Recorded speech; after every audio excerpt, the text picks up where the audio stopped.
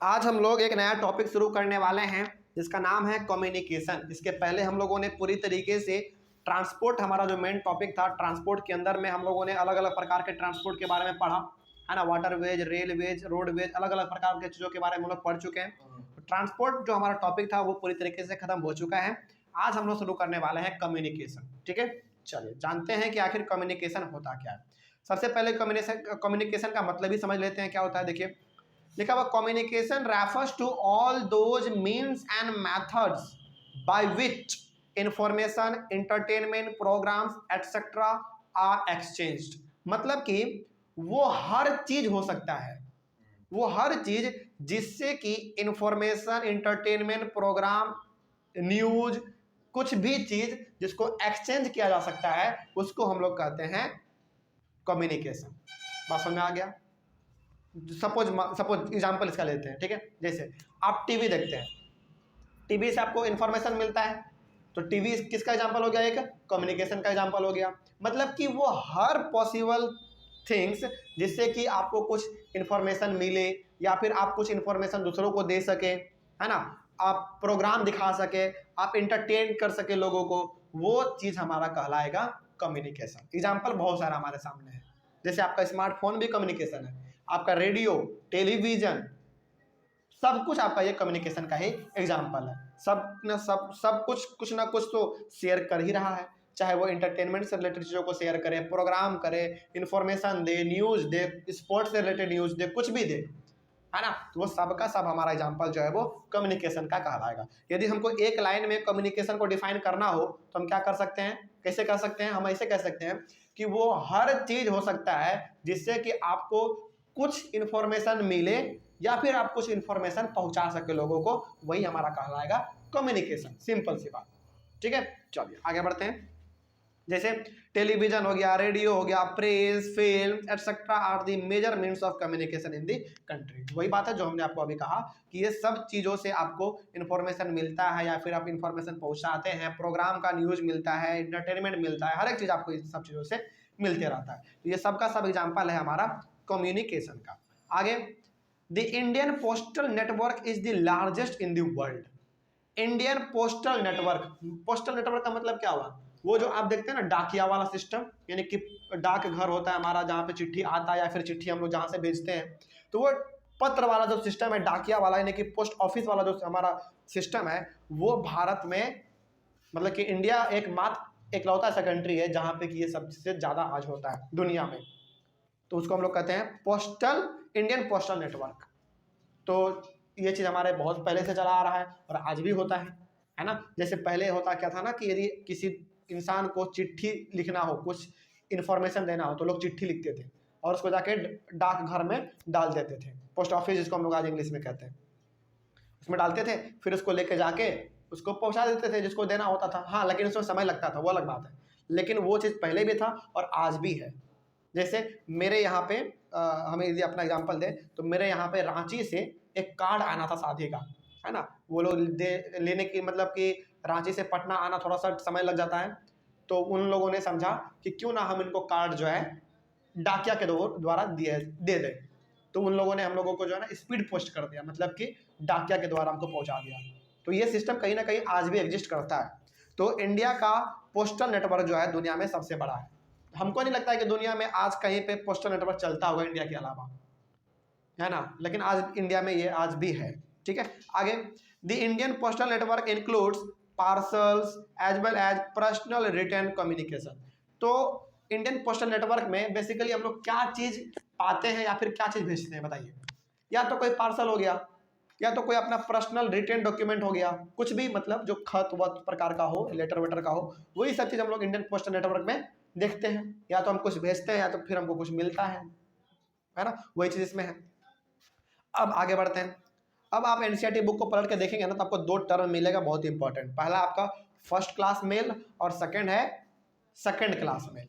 ठीक है, तो पहले में क्या है देखिए, फर्स्ट क्लास मेल में cards and envelopes are considered first class mail. जितने भी कार्ड होते हैं, शादी का कार्ड हो गया, बर्थडे का कार्ड हो गया, सालगिरह का, शादी ब्याह का, फिर से गृह प्रवेश का, कोई भी कार्ड हो, वो कार्ड, और इनवेलप, इनवेलप मतलब खत, है ना, जिसको कि हम लोग बॉक्स में डाल देते हैं, एक पेपर में लिख के उसको हम लोग फिर उसके ऊपर एक कवर डाल देते हैं, वो हो गया हमारा इन्वेलप। तो कार्ड हो गया, खत हो गया, लिफाफा हो गया, ये सब चीज़ आप जो भी कह लीजिए, इन सबको जो है ना फर्स्ट क्लास मेल के कैटेगरी में रखा गया है।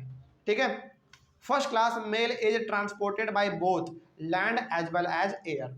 तो यदि किसी एक जगह से दूसरे जगह हमको इन्वेलप पहुंचाना हो या फिर कार्ड पहुंचाना हो, तो हम लोग उसका दो चीज़ों का सहारा ले सकते हैं।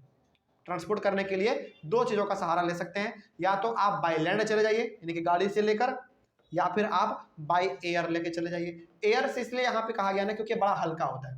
एक पेपर और या फिर एक लेटर, एक इन्वेलप, एक कार्ड कितना भारी हो सकता है, बहुत कम होता है। तो इसको आप बाय एयर भी एक पोस्ट ऑफिस से दूसरे पोस्ट ऑफिस ट्रांसपोर्ट कर सकते हैं। ठीक है, तो ये दोनों हो सकता है हमारा। उसके बाद सेकेंड क्लास मेल में हमारा क्या क्या आता है, जैसे देखिए बुक पैकेट्स। भाई बुक पैकेट का दिया मतलब कि एक पैकेट में बहुत सारा बुक होगा, यानी कि हैवी है, थोड़ा भारी है। उसके बाद रजिस्टर्ड न्यूज़पेपर्स। न्यूज़पेपर्स मतलब क्या, एक न्यूज़पेपर नहीं, बहुत सारे न्यूज़पेपर, है ना। उसके बाद पीरियोडिकल्स। पीरियोडिकल्स मतलब साप्ताहिक जिसको हम लोग कहते हैं हिंदी में, और इसको आप इंग्लिश में मैगजीन कह सकते हैं। ठीक है, वो हो गया हमारा। Are considered second class mail. तो बुक का पैकेट हो गया, रजिस्टर्ड न्यूज़पेपर्स हो गया, पीरियोडिकल्स हो गया, ये सारा चीज़ हमारा जो है सेकंड क्लास मेल कहलाता है। और चूंकि ये हैवी होता है तो इसको ट्रांसपोर्ट कैसे किया जाएगा, second class mail is transported by both land as well as water.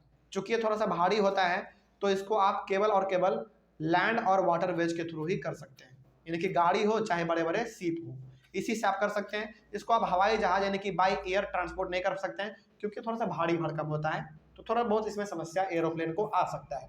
तो इसीलिए हम लोग सेकंड क्लास मेल को जो ट्रांसपोर्ट करते हैं एक पोस्ट ऑफिस से दूसरे पोस्ट ऑफिस तक लेके जाने के लिए, उसमें हम लोग या तो लैंड ट्रांसपोर्ट का या फिर वाटर ट्रांसपोर्ट का इस्तेमाल करते हैं। तो ये दोनों डिफरेंस हमारा हो गया फर्स्ट क्लास मेल में और सेकंड क्लास मेल में। ठीक है, आगे बढ़ते हैं, तो ध्यान में रखते हुए चलिएगा। To facilitate quick delivery of mails in large towns and cities, 6 mail channels have been introduced which are as follows. देखिए कभी कभी होता है क्या है ना कि हमारा खत भेजवा दिया जाता है लेकिन हमारे तक पहुंचने में बहुत समय लग जाता है ना। तो इस समय को कम करने के लिए तुरंत से तुरंत लोगों को उसका खत मिल जाए, जो भी उनके लिए पार्सल है वो उनको मिल जाए, इस चीज़ के लिए बड़े बड़े शहरों में 6 मेल चैनल सेटअप किया गया है। मतलब कि एक ऐसा चैनल, एक ऐसा जरिया जिसके थ्रू एक जगह से दूसरे जगह तक पार्सल को लेके जाना या फिर कार्ड को, इन्वेलप को लेके जाना आसान हो सके। तो वो 6 चैनल कौन कौन सा है, जैसे पहला आपका Rajdhani channel, metro channel, green channel, business channel, bulk mail channel, उसके बाद पीरियोडिकल चैनल। तो ये ऐसे 6 चैनल है, 6 ऐसे सिस्टम है जिसके द्वारा बड़े बड़े शहरों में बहुत तेजी से हमारा जो है खत या फिर लेटर जो भी है वो पहुंचा दिया जाता है, जिसके लिए वो होता है। ठीक है, आगे उसके बाद India has one of the largest telecom networks in Asia. Asia में, हालांकि एक एशिया हमारा क्या कंटिनेंट है और इस कंटिनेंट के अंदर हमारा बहुत छोटा छोटा सा कंट्री है ना। तो इस एशिया के अंदर इंडिया एकमात्र इकलौता ऐसा कंट्री है जिसका टेलीकॉम नेटवर्क बहुत बड़ा है। टेलीकॉम नेटवर्क मतलब वो टेलीफोन वाला फैसिलिटी बहुत बड़ा है। पहले तो लैंड लाइन वाला सिस्टम चलता था, है ना, वायर बिछा हुआ रहता था जमीन के नीचे। अब तो वो सब चीज़ हट रहा है धीरे धीरे, अब हमारे पास डायरेक्ट वायरलेस फोन आ गया, है ना। पहले लैंड लाइन चलता था, अब वो सब चीज़ खत्म हो गया है, अब हमारे पास डायरेक्ट स्मार्टफोन आ गया है ना। तो स्मार्टफोन हो चाहे लैंडलाइन सिस्टम हो, एशिया में सबसे ज़्यादा यदि कहीं पे टेलीकॉम नेटवर्क फैला हुआ है यानी कि फ़ोन वाला फैसिलिटी यदि कहीं पे है तो वो है हमारा इंडिया में।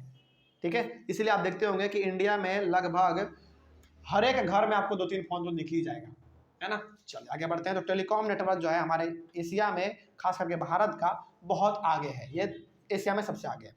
आगे in order to strengthen the flow of information from the grassroots to the higher level, the government has made a special provision to extend 24-hour STD facility to every village in the country। यानी कि हमारे India में information का exchange बहुत ही fast हो सके, अच्छे यानी कि कम दामों में हो सके, इसके लिए हमारे गवर्नमेंट ने स्पेशल प्रोविजन बनाया है। वो किस चीज़ का है, 24 आवर्स STD फैसिलिटी। यानी कि पहले ना, अच्छा STD का ना, हालांकि प्रैक्टिकल लाइफ में तो शायद आप लोगों ने नहीं देखा होगा लेकिन मूवी में आपने जरूर देखा होगा। है ना। अच्छा देखा है क्या होता है एसटीडी में, बताइए जरा। कुरियर का बहुत जल्दी पहुंचाने का होता है, कुरियर का ही होता है बेसिकली, एसटीडी होता है। और मतलब जिला या नहीं नहीं, एसटीडी में थोड़ा बहुत बातचीत भी होता है। बातचीत होता है। हाँ एसटीडी, कुरियर के लिए तो अलग फैसिलिटी है ना। कुरियर पहुंचाना है उसके लिए पोस्ट ऑफिस है, सब काम वो करता है अपना, है ना। एसटीडी में बेसिकली होता है क्या ना, देखिए बताते हैं। पहले तो ये जान लीजिए कि हमारा एक आदमी का इंफॉर्मेशन दूसरे आदमी तक बहुत ही अच्छी तरीके से वो भी तेजी में पहुंच सके, इसके लिए जो है ना भारत सरकार ने अलग अलग प्रोविजन बनाए हुए हैं। उनमें से एक इम्पोर्टेंट प्रोविजन ये है कि हर एक गांव में एसटीडी बूथ खोलो। एसटीडी बूथ में होता क्या था ना, देखिए। अच्छा इसको ना आपने मूवी में जरूर देखा होगा। मूवी में एग्जांपल बताते हैं।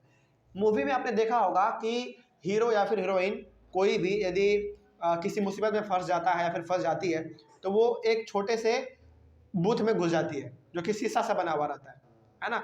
उसमें वो क्या करती है, पैसे डालती है या फिर डालता है, उसके बाद फिर वो घुमाता है इसे चक्री जैसा, नंबर डायल करता है, फिर वो फ़ोन करता है। उसी को हम लोग कहते हैं एसटीडी बूथ। वो होता है कहाँ? अब नहीं चलता है, अब नहीं चलता है। अब तो हर एक किसी के पास अपना स्मार्टफोन है, तो अब एसटीडी बूथ भी नहीं है ना। लेकिन पहले जो है इंडियन गवर्नमेंट ने एसटीडी बूथ का फैसिलिटी बनाया हुआ था, क्योंकि पहले हर किसी के पास फ़ोन नहीं था। तो गवर्नमेंट ने ये प्रोविज़न बनाया था कि भारत के हर एक गाँव में कम से कम एक एसटीडी बूथ तो होना ही चाहिए, जहाँ पे कि उसको यदि किसी से बात करना हो तो वो जाएगा, कुछ पैसा उसमें गिराएगा और वो अपना नंबर डायल करके बात कर लेगा। इसी को हम लोग कहते थे एसटीडी बूथ। ठीक है, तो ये चीज़ अब कहीं ना कहीं हट चुका है, क्योंकि अब तो हर किसी के पास स्मार्टफोन अपना आ गया है, तो घर बैठे बैठे वो अपना बात कर सकता है। ठीक है, तो एसटीडी बूथ अब देखने को हमको नहीं मिलता है कहीं पे। ठीक है, चलिए आगे बढ़ते हैं। There is a uniform rate of STD facilities all over India. तो गवर्नमेंट ने जब एसटीडी बूथ का लॉन्च उन्होंने किया था, तो उस समय पे एसटीडी बूथ का जो रेट था, बात करने का जो उसका रेट था, जो प्राइस था, वो लगभग इंडिया में पूरी तरीके से सेम था। जैसे फॉर एग्जांपल पहले ना मतलब बात करना, जितना देर आप बात करेंगे उतना पैसा आपको पे करना पड़ता था, लेकिन आज ऐसा कुछ है क्या? नहीं, आप एक बार अपना रिचार्ज करवा लीजिए, अनलिमिटेड बात कीजिए, है ना, वो फैसिलिटी भी है। तो पहले जो है जितना देर आपको बात करना है उतना पैसा आपको पे करना पड़ता था, तो वो जो रेट था वो हर एक मतलब कि इंडिया में हर एक जगह पे सेम था। ठीक है, फिक्स था। उसके बाद अब आ जाते हैं हम लोग पर्सनल कम्युनिकेशन क्या होता है और मास कम्युनिकेशन क्या होता है, इसके बारे में बात करते हैं। देखिए, personal communication refers to those means of communication in which only personal messages are exchanged. तो पर्सनल कम्युनिकेशन एक ऐसा कम्युनिकेशन का प्रकार है जिसमें कि आप केवल और केवल पर्सनल मैसेज को एक्सचेंज करते हैं, यानी कि अपने मैसेज को आप एक्सचेंज करते हैं। जैसे example, personal communication includes telephone, mobile, cards etcetera. इन सब के जरिए आप क्या कर सकते हैं, क्या करते हैं, इनके जरिए आप अपना इंफॉर्मेशन केवल दूसरे को शेयर करते हैं, है ना। ये पर्सनल है अपना। हमको सपोज मान लीजिए यदि कुछ फेसबुक पे अपलोड करना हो तो हम अपना ही करेंगे ना, वो मेरा पर्सनल होगा, है ना। तो ये हो गया हमारा पर्सनल कम्युनिकेशन। लेकिन मास कम्युनिकेशन क्या होता है? देखिए, mass communication refers to those means of communication in which messages are exchanged which are for common interest and for all. Mass communication में हम लोग ऐसे मैसेज को एक्सचेंज करते हैं, ऐसे मैसेज को हम लोग फैलाते हैं जो कि लगभग हर किसी के लिए होता है, हर किसी के लिए होता है और हर किसी के बेनिफिट के लिए होता है। ठीक है, ये जैसे एग्जांपल अभी आपको देंगे तो आप समझ जाएंगे। जैसे एग्जांपल देखिए, मास कम्युनिकेशन इंक्लूड्स रेडियो। अच्छा, रेडियो में जो प्रोग्राम चलता है क्या वो किसी एक के लिए होता है क्या? नहीं, हर किसी के लिए होता है ना। तो रेडियो हो गया, टेलीविजन में चलने वाला प्रोग्राम हो गया, फिर से न्यूज़पेपर हो गया, मैगजीन हो गया, बुक हो गया, फिल्म्स हो गया। ये ऐसे कुछ एग्जांपल्स हैं जो कि हमारा मास कम्युनिकेशन में आता है। ठीक है, और इनमें जो भी इंफॉर्मेशन या फिर जो भी न्यूज वो जो भी रहते हैं वो लगभग हर किसी के लिए होता है, किसी खास आदमी के लिए नहीं होता है।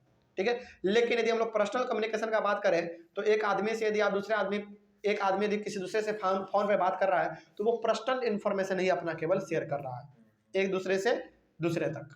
ठीक है, तो पर्सनल कम्युनिकेशन में और मास कम्युनिकेशन में यही फर्क था। आगे, mass communication provides entertainment and creates awareness among people about various programmes and policies. तो आप देखते होंगे मास कम्युनिकेशन का यदि हम एग्जांपल लें तो आप टेलीविजन में देखते होंगे, रेडियो में सुनते होंगे, आप न्यूज़पेपर में पढ़ते होंगे कि अलग अलग प्रकार की चीज़ों को उसमें दर्शाया जाता है ना। चाहे वो न्यूज से रिलेटेड हो, चाहे वो इंटरटेनमेंट से रिलेटेड हो, या फिर अवेयरनेस लोगों के बीचों में फैलाना हो, कुछ भी प्रकार का समस्या हो, उसको हम लोग मास कम्युनिकेशन से ही जान सकते हैं। ठीक है, तो मास कम्युनिकेशन बेसिकली हमारा जो है अवेयरनेस भी क्रिएट करता है, इंटरटेनमेंट भी हम लोगों को करता है, न्यूज़ भी अलग अलग प्रकार की चीज़ों को हमको देता है। ठीक है, और ये सबका सब आपका मास कम्युनिकेशन ही करता है, यानी कि रेडियो, टेलीविजन, न्यूज़पेपर, मैगजीन, यही सब चीज़ आपका करता है। ठीक है, आगे बढ़ते हैं। उसके बाद लिखा हुआ ऑल इंडिया रेडियो, जिसको हम लोग हिंदी में कहते हैं आकाशवाणी, आपने जरूर सुना होगा कभी ना कभी, है ना। तो All India Radio broadcast a variety of programmes in national, regional and local languages for various categories of people. तो आप आकाशवाणी को कभी भी खोल के आप सुनिएगा रेडियो पे, तो आपको नजर आएगा कि ये अलग अलग प्रकार के लैंग्वेज में ना अपना प्रोग्राम ब्रॉडकास्ट करता है, यानी कि चलाता है। सपोज मान लीजिए बंगाल आप जाइएगा, तो बंगाल में जो आकाशवाणी में जो प्रोग्राम चलेगा वो बंगाली लैंग्वेज में चलेगा। तमिल में चलाइए, तमिलनाडु में जाइए, तमिल में चलेगा। यानी कि ऑल इंडिया रेडियो यानी कि आकाशवाणी एक ऐसा रेडियो का प्लेटफॉर्म है जो कि पूरे इंडिया में चलता है और अलग अलग लैंग्वेज में चलता है। ठीक है, तो वही बात यहाँ पे कहा गया था। आगे, तो जिस आदमी को जो लैंग्वेज पसंद है उस लैंग्वेज में हमारा ऑल इंडिया रेडियो यानी कि आकाशवाणी अपना प्रोग्राम चलाता है। ठीक है, आगे, Doordarshan is the national television channel of India. Doordarshan हमारे इंडिया का एक नेशनल टेलीविजन चैनल है। ठीक है, जो कि किसी खास आदमी के द्वारा नहीं चलाया जाता है, वो गवर्नमेंट के द्वारा चलाया जाता है। ठीक है, and also it is one of the largest television channels in the world. और दुनिया में यदि हम लोग बात करें पूरे वर्ल्ड का, तो पूरे वर्ल्ड में हमारे बहुत सारे बड़े बड़े चैनल हैं, उनमें से हमारा एक दूरदर्शन भी है जो कि भारत का है, इंडियन गवर्नमेंट उसको ऑपरेट करता है। दूरदर्शन यानी कि it Doordarshan he it broadcast, यहाँ पे इट किसके लिए है, दूरदर्शन के लिए ही है। ठीक है, it broadcast a variety of programmes like entertainment, education, sports etcetera for people of different age groups. तो कभी भी यदि आपको मौका मिले तो आप दूरदर्शन चैनल को खोल के देखिएगा, तो उसमें आपको मालूम चलेगा कि दूरदर्शन एक ऐसा नेशनल टेलीविजन चैनल है जिसमें कि आपको इंटरटेनमेंट भी मिलता है, एजुकेशन भी मिलता है, स्पोर्ट्स भी मिलता है, सब कुछ का उसमें आपको देखने को मिल जाएगा। ठीक है, चलिए, तो चाहे आप किसी भी एज ग्रुप के हों, आप छोटे हों, बड़े हों, बूढ़े हों, नौजवान हो, हर एक प्रकार की चीज़ों को वहाँ पे दिखाया जाता है। ठीक है, चलिए आगे बढ़ते हैं। India publishes a large number of newspapers and periodicals annually.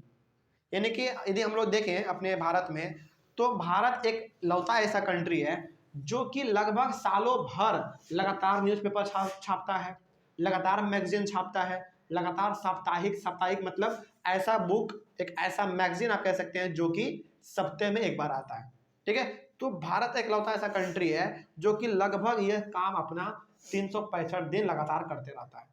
ठीक है, तो बड़े बड़े पैमाने पे भारत जो है न्यूज़पेपर को, पीरियोडिकल्स मतलब वही साप्ताहिक, या तो वो सप्ताह में एक बार आए, या फिर महीना में एक बार आए, या फिर साल में एक बार आए, तो वो लगातार भारत में चलता रहता है, छपते रहता है। Newspaper in India are published in about 100 languages and dialects. सोचो, इंडिया में कम से कम बोले जाने वाले 100 लैंग्वेज में न्यूज़पेपर को छापा जाता है। सोचो, अब आपको लग रहा होगा कि सर भारत में तो मात्र कुछ ही लैंग्वेज ऐसे हैं जिनको कि दर्जा मिल चुका है, जैसे हमारा बंगाली है, तमिल है, कन्नड़ है ना, और फिर से बहुत अलग अलग प्रकार का है, हिंदी है, इंग्लिश है, यही सब तो लैंग्वेज है, तो 100 लैंग्वेज तो हुआ नहीं। लेकिन यहाँ पे डायलेक्ट्स भी तो बड़े इस्तेमाल हुआ है। डायलेक्ट्स का मतलब क्या होता है, आम भाषा, जो कि आदमी अपने घरों में भी बोलता है ना। तो आम भाषा हो चाहे वो कोई लैंग्वेज हो, उन सबको मिला के यदि देखा जाए तो हमारे पूरे भारत में 100 लैंग्वेज में या फिर 100 अलग अलग प्रकार के बोले जाने वाले भाषा में हमारा न्यूज़पेपर छपता है। ठीक है, चल, उसमें कुछ बड़े भी लैंग्वेज हैं, कुछ छोटे भी लैंग्वेज हैं। India is a largest producer of films in the world. पूरे वर्ल्ड में भारत एक लौता ऐसा कंट्री है जो कि सबसे ज़्यादा मूवी बनाता है, सबसे ज़्यादा मूवी भारत ही बनाता है। ठीक है, आगे, India produces short films, video feature films and video short films. तो किसी भी प्रकार का फिल्म हो, चाहे वो छोटा सा हो, बड़ा हो, इंटरटेनमेंट से रिलेटेड हो, स्पोर्ट्स रिलेटेड हो, या फिर जस्टिस से रिलेटेड हो, किसी भी प्रकार का मूवी हो, चाहे वो छोटा मूवी हो, चाहे बड़ा मूवी हो, चाहे वो शॉर्ट्स हो, कुछ भी हो, भारत इस मामले में सबसे आगे है। ठीक है, भारत मूवी के मामले में पूरी दुनिया में आगे है और ये मूवी सबसे ज़्यादा बनाता है। ठीक है, आगे, the central board of film certification is the authority who certify both Indian and foreign films. तो इंडिया में कौन सा मूवी बनेगा, कौन सा मूवी कब लॉन्च होगा, मूवी में किस प्रकार का चीज होना चाहिए, कैसा क्या नहीं होना चाहिए, ये सारा का सारा जो देखभाल का काम करता है वो कौन करता है, the central board of film certification. ठीक है, जैसे आप बहुत बार देखते होंगे कि कोई मूवी जो है ना केवल बच्चों के लिए बनाया जाता है, कोई मूवी एडल्ट के लिए बनाया जाता है, कोई मूवी बच्चे एडल्ट सबको देख सकते हैं। तो ये जो निर्धारित करता है ये कौन करता है, आपका यही बोर्ड करता है। ठीक है, तो भारत में जो भी मूवी बनेगा या फिर भारत में कोई भी मूवी यदि लॉन्च होगा तो वो इसी का देखभाल का करने का काम है। ठीक है, जैसे बहुत बार क्या होता है ना कि कोई विदेश वाला मूवी है जो कि भारत में चलाया जा रहा है, वो क्यों चलाया जा रहा है, क्योंकि उनको परमिशन मिल चुका है इन बोर्ड के द्वारा। ठीक है, जो फिल्म से रिलेटेड जितने भी समस्याएं हैं उनको देखने का काम the central board of film certification का है। ठीक है, चलिए आगे बढ़ते हैं। तो फिल्म कब रिलीज होगा, कब क्या होगा फिल्म के साथ, सब कुछ यही करता है। आगे हम लोगों का टॉपिक, अच्छा यहीं पे हमारा जो है ना कम्युनिकेशन टॉपिक जो था वो पूरी तरीके से खत्म होता है। ठीक है, चलिए कम्युनिकेशन के बाद दो और छोटा टॉपिक है, इंटरनेशनल ट्रेड एंड एक और होगा, हाँ एक और है टूरिज्म एज अ ट्रेड। ठीक है, तो ये दो छोटा छोटा टॉपिक है इस चैप्टर का, उसके बाद ये चैप्टर हमारा खत्म हो जाएगा। अगले वाले क्लास में हम लोग शुरू करेंगे इंटरनेशनल ट्रेड। तब तक के लिए थैंक यू वेरी मच।